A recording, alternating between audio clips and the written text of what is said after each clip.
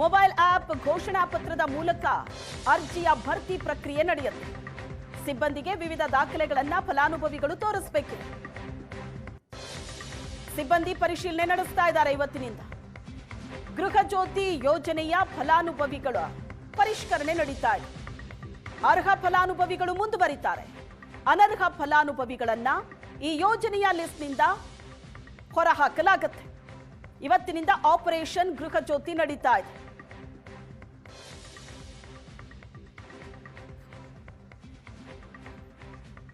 ಹುಬ್ಬಳ್ಳಿಯಲ್ಲಿ ಗೃಹ ಜ್ಯೋತಿ ಪುನರ್ ಪರಿಶೀಲನೆ ಆರಂಭ ಆಗಿದೆ. ಹೆಸ್ಕಾಂನ ಸಿಬ್ಬಂದಿ ಮನೆ ಮನೆಗೆ ಹೋಗಿ ತಪಾಸಣೆ ನಡೆಸ್ತಾ ಇದ್ದಾರೆ. ಗೃಹ ಜ್ಯೋತಿ ಯೋಜನೆಯ ಫಲಾನುಭವಿಗಳಿಂದ ಒಂದಷ್ಟು ದಾಖಲೆಗಳನ್ನ ಕೇಳ್ತಾ ಇದ್ದಾರೆ, ಮಾಹಿತಿಯನ್ನ ಕಲೆ ಹಾಕ್ತಾ ಇದ್ದಾರೆ. ಸಂಗ್ರಹಿಸಿದ ಮಾಹಿತಿ ಆಪ್ನಲ್ಲಿ ಅಪ್ಲೋಡ್ ಮಾಡ್ತಾರೆ, ಸಿಬ್ಬಂದಿ ಮಾಡ್ತಿದ್ದಾರೆ ನೋಡಿ. ಮಾಹಿತಿ ಅಪ್ಲೋಡ್ ಆದ ನಂತರ ರಿಸೀವ್ ಕಾಪಿಯನ್ನ ಫಲಾನುಭವಿಗಳಿಗೆ ಹಸ್ತಾಂತರ ಮಾಡಲಾಗುತ್ತೆ. ಕೇಶವಾಪುರ, ಗೋಪನಕೊಪ್ಪ, ಬೆಂಗೇರಿಯಲ್ಲಿ ಪರಿಶೀಲನೆ ಕಾರ್ಯ ನಡೀತಾ ಇದೆ. ಹುಬ್ಬಳ್ಳಿಯಲ್ಲಿ ನಡೀತಾ ಇರುವಂತ ಪರಿಶೀಲನೆ ಕಾರ್ಯ ಇದು. ಗೃಹ ಜ್ಯೋತಿ ಫಲಾನುಭವಿಗಳ ಬಳಿ ಒಂದಷ್ಟು ಮಾಹಿತಿಯನ್ನ ಕಲೆ ಹಾಕ್ತಾ ಇದ್ದಾರೆ. ಅರ್ಹ ಮತ್ತು ಅನರ್ಹ ಅಂತ ಆ ನಂತರ ಡಿವೈಡ್ ಮಾಡ್ತಾರೆ. ಅರ್ಹ ಫಲಾನುಭವಿಗಳು ಮುಂದುವರೆದ್ರೆ ಅನರ್ಹ ಫಲಾನುಭವಿಗಳು ಡಿಲೀಟ್ ಆಗ್ತಾರೆ. ರಾಜ್ಯದಲ್ಲಿ ಎಸ್ಐಆರ್ಗೆ ಕಾಂಗ್ರೆಸ್ ಸರ್ಕಾರದ ಕೌಂಟರ್. ಮತ ಪರಿಷ್ಕರಣೆಯ ವಿರುದ್ಧ ಆಪರೇಷನ್ ಗೃಹ ಜ್ಯೋತಿ ಆರಂಭ ಆಗಿದೆ. ಎಸ್ಐಆರ್ನಲ್ಲಿ ವೋಟ್ ಡಿಲೀಟ್ ಆಗದಂತೆ ಮುನ್ನೆಚ್ಚರಿಕೆ ವಹಿಸಲಾಗುತ್ತಿದೆ. ಇಂಧನ ಇಲಾಖೆಯ ಮೂಲಕ ಮತದಾರರ ಮಾಹಿತಿ ಸಂಗ್ರಹ, ಫಲಾನುಭವಿಗಳ ವೋಟರ್ ಐಡಿ, ಜಾತಿಯ ಮಾಹಿತಿಯನ್ನ ಸಂಗ್ರಹಿಸಲಾಗುತ್ತಿದೆ. ಮತ ಡಿಲೀಟ್ ಆದ್ರೆ ಪತ್ತೆಗೆ ಸಹಾಯವಾಗೋದಕ್ಕೆ ಮಾಹಿತಿಯನ್ನ ಸರ್ಕಾರ ಸಂಗ್ರಹಿಸುತ್ತಿದೆ. ಗೃಹ ಜ್ಯೋತಿ ಅಕ್ರಮ ಬಳಕೆ ತಡೆಯೋದಕ್ಕೆ ಸರ್ಕಾರ ಮುಂದಾಗಿದೆ. ರಾಜ್ಯದಲ್ಲಿ ಸುಮಾರು 1.7 ಕೋಟಿ ಗೃಹ ಜ್ಯೋತಿ ಫಲಾನುಭವಿಗಳಿದ್ದಾರೆ. ಹಲವರು ಈ ಗೃಹ ಜ್ಯೋತಿಯನ್ನ ವಾಣಿಜ್ಯ ಉದ್ದೇಶಕ್ಕೂ ಕೂಡ ಬಳಕೆ ಮಾಡ್ಕೋತಾ ಇದ್ದಾರೆ. ಅಕ್ರಮ ಬಳಕೆಯನ್ನ ತಡೆಯೋದಕ್ಕೆ ಅಂತಲೇ ಸರ್ಕಾರ ಆಪರೇಷನ್ ಗೃಹ ಜ್ಯೋತಿ ಶುರು ಮಾಡಿದೆ. ಮನೆ ಮನೆಗೆ ಹೋಗಿ ಪರಿಶೀಲನೆ ಮಾಡ್ತಾ ಇದೆ ಇಂಧನ ಇಲಾಖೆ.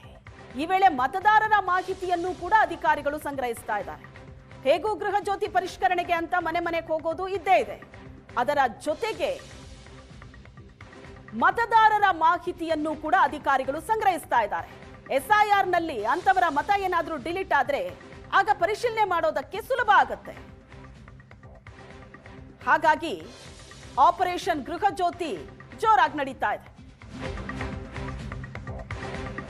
ಗೃಹ ಜ್ಯೋತಿ ಯೋಜನೆ ಪರಿಶೀಲನೆಗೆ ವಿಪಕ್ಷ ನಾಯಕ ಆರ್ ಅಶೋಕ್ ಕಿಡಿಕಾರಿದ್ದಾರೆ. ಖಜಾನೆ ದಿವಾಳಿಯಾಗಿರೋದನ್ನ ಮುಚ್ಚಿಡೋದಕ್ಕೆ ಫಲಾನುಭವಿಗಳಿಗೆ ಕತ್ತರಿ ಹಾಕ್ತಿದ್ದಾರೆ.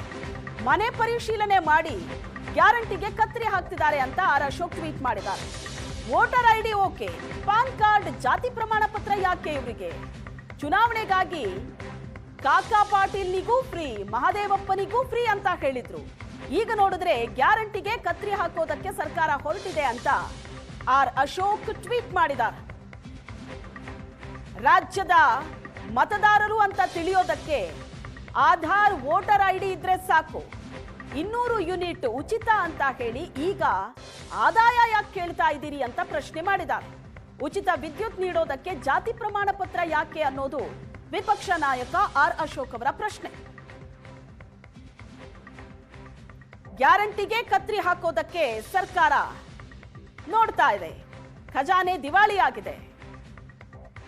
ಈಗ ನೋಡಿದ್ರೆ ಪರಿಷ್ಕರಣೆ ಹೆಸರಲ್ಲಿ ಸರ್ಕಾರ ಏನ್ ಮಾಡೋದಕ್ಕೆ ಹೊರಟಿದೆ ಅಂತ ಆರ್ ಅಶೋಕ್ ಪ್ರಶ್ನೆ ಮಾಡಿದ್ದಾರೆ. ಇಲ್ಲಿನ ಮತದಾರ ಅಂತ ತಿಳ್ಕೊಳ್ಳೋದಕ್ಕೆ ವೋಟರ್ ಐಡಿ, ಆಧಾರ್ ಕಾರ್ಡ್ ಮಾಹಿತಿ ಇದ್ರೆ ಸಾಕು. ಆದ್ರೆ ಪಾನ್ ಕಾರ್ಡ್ ಮಾಹಿತಿ, ಜಾತಿ ಪ್ರಮಾಣ ಪತ್ರ ಇದು ಯಾಕೆ ಅಂತ ಆರ್ ಅಶೋಕ್ ಪ್ರಶ್ನೆ ಮಾಡಿದ್ದಾರೆ. 200 ಯೂನಿಟ್ ಉಚಿತ ವಿದ್ಯುತ್ ಬಗ್ಗೆ ಚುನಾವಣೆ ಸಂದರ್ಭದಲ್ಲಿ ಹೇಳಿದ್ದೇನು, ಈಗ ಮಾಡ್ತಿರೋದೇನು ಅಂತ ಪ್ರಶ್ನೆ ಮಾಡಿದ್ದಾರೆ. ಗೃಹ ಜ್ಯೋತಿ ಪರಿಶೀಲನೆಗೆ ಬಿಜೆಪಿ ನಾಯಕರು ಆಕ್ಷೇಪ ವ್ಯಕ್ತಪಡಿಸಿದ್ದಾರೆ. ಬೇರೆ ರಾಜ್ಯದವರು ಯೋಜನೆ ತಗೊಂಡ್ರೆ ಸರಿನಾ? ಬಿಜೆಪಿ ನಾಯಕರ ಆರೋಪಕ್ಕೆ ಮಧು ಬಂಗಾರಪ್ಪ ಕಿಡಿಕಾರಿದ್ದಾರೆ. ಇದೆಲ್ಲ ಒಂದು ಸಲ ಕ್ಲೀನ್ ಅಪ್ ಮಾಡೋದು ಒಳ್ಳೇದು. ಇಲ್ಲಿ ಮತಗಳೇ ಇಲ್ಲ, ಅವರಿಗೆ ಯೋಜನೆ ಯಾಕೆ? ಗೃಹ ಜ್ಯೋತಿ ಪರಿಶೀಲನೆಯನ್ನ ಮಾಜಿ ಸಚಿವರು ಸಮರ್ಥಿಸಿಕೊಂಡಿದ್ದಾರೆ. ಗೃಹಜ್ಯೋತಿ ಪರಿಶೀಲನೆ ಮಾಡ್ತಾ ಇರೋದ್ರ ಬಗ್ಗೆ ಒಂದ್ ಕಡೆ ಬಿಜೆಪಿ ಆಕ್ರೋಶ ವ್ಯಕ್ತಪಡಿಸ್ತಾ ಇದ್ರೆ, ಮತ್ತೊಂದ್ ಕಡೆ ಕಾಂಗ್ರೆಸ್ ಸಮರ್ಥನೆ ಮಾಡ್ಕೋತಾ ಇದೆ. ಮುಖ್ಯಮಂತ್ರಿಗಳು ಹೇಳಿರೋದು ಯಾರು ತಗೊಂಡು ಹೋಗಿದ್ದಾರೆ ಅವರಿಗೆಲ್ಲ ಅಫ್ಕೋರ್ಸ್ BJP-ಯವರು ಅದನ್ನ ವಿರೋಧ ಮಾಡ್ತಾರೆ. ನಾನು ನಿಮಗೆ ಪ್ರಶ್ನೆ ಕೇಳೋದು, ಬೇರೆ ರಾಜ್ಯದವ್ರು ತಗೋಬೋದಾ? ಅವ್ರಿಗೆ ಇಲ್ಲಿ ಮತ ಇಲ್ಲ ಅಂದರೆ ಅವ್ರು ತಗೋಬೋದಾ?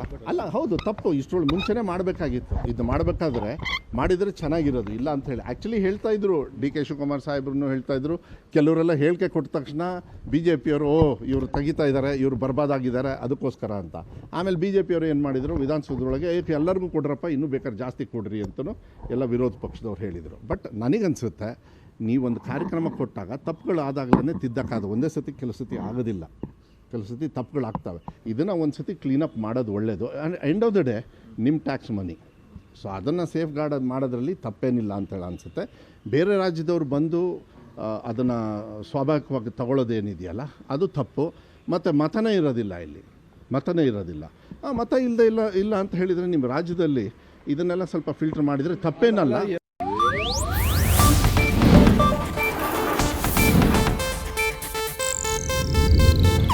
ಇದು ಏಷ್ಯಾನೆಟ್ ನ್ಯೂಸ್ ನೆಟ್ವರ್ಕ್ ಪ್ರಸ್ತುತಿ.